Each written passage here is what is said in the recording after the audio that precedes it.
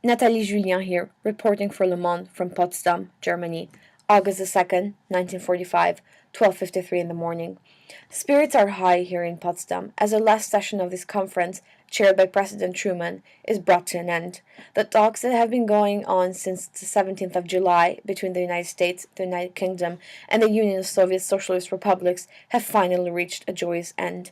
However, what could be considered a day of triumph for the Allies represents another humiliation for France. Not only has General de Gaulle not been invited to participate as an equal to this conference, our nation had to be informed on the decisions made by the American and British ambassadors. What is more, the communique that was just distributed to the press makes no mention of France or her role and contribution to the mission of this conference. The land of revolutions, liberty, and human rights has become a pawn in the great game played by the United States and the USSR. Gone are the days of relevance and pride. Now our nation has been thrown into diplomatic oblivion. The glory that our liberation brought upon this continent has been all but forgotten. Now France and General de Gaulle are subordinates to the wishes and schemes of the American and Soviets.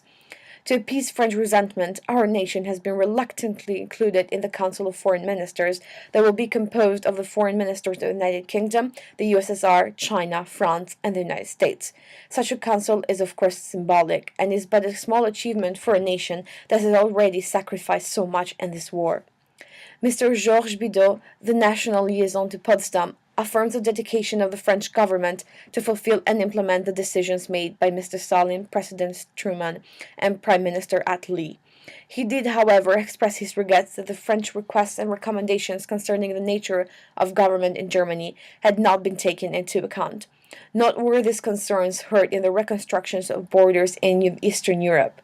Nevertheless, France has agreed to join the Council of Foreign Ministers and is hopeful that the changes will be made to accommodate French opinion in upcoming discussions. Mr. Bidault and General de Gaulle should not merely hope for change, they should demand it. The future of Europe is being shaped without our participation. Despite the years of repression, of sacrifice, and valiant fighting, we have become the supporting characters rather than the main actors in this scene of war. Further humiliation has been brought to France by her own allies.